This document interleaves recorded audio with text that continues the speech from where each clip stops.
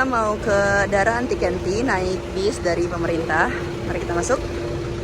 Hola, kita sudah sampai di Dara Antikenti atau kota kuno Dara. Nanti kita akan masuk ke situ. Anak-anak lagi pada masuk.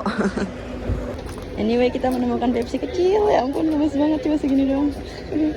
Jadi Dara Antikenti ini atau kota kuno ini ada di wilayah Anatolia Tenggara, tepatnya di kota Mardin.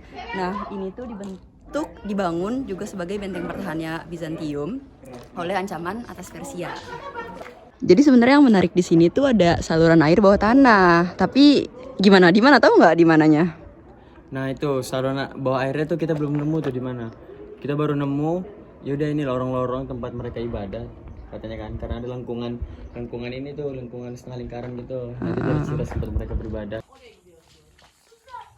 Nah, jadi salah satu yang penting di Dara Antikenti ini adalah ini saluran air bawah tanah. Jadi bayangin aja pada masa itu mereka udah canggih banget bisa ngalirin air dari mata air ke sini, terus ini tempat penyimpanannya. Sampai ini juga salah satu bukti mereka tuh bisa bertahan atas kepungan Persia karena mereka masih ada cadangan air gitu di sini. Kayak wow, masya Allah. Di sini adem banget BTW guys. Aku nggak tahu ini berapa meter. Oke guys, kita sudah selesai explore kota kuno ini. Setelah ini mungkin kita mau ke Eski Mardin untuk city light di sana. Hai, kita lagi ada di Kasemiye Medresesi. Jadi ini adalah sekolah yang dibangun pada abad ke-15. Nama Kasem sendiri itu diambil dari pendirinya yaitu Sultan Kasem Pasha. Nah, kalau misalkan kalian bisa lihat di pelataran medrese ini tuh ada sebuah kolam gitu. Ini tuh ada filosofinya, menarik banget. Jadi dari awal air muncul itu, keran air itu tuh artinya melambangkan bahwa itu adalah kehidupan awal gitu, kelahiran. Nah, di tengah-tengah itu melambangkan kayak semacam perjalanan hidup. Nah, di akhir itu ada di kolam besar, itu melambangkan arti kematian. Jadi inilah sebenarnya mirip-mirip sama Zinjiri Medresesi yang kemarin kita datengin. Nanti aku kasih tahu ya gimana sekelilingnya.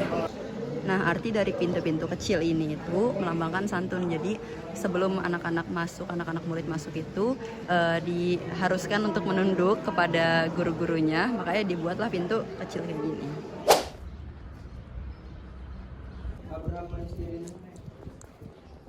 Lagi di mana ini? Naik pick up.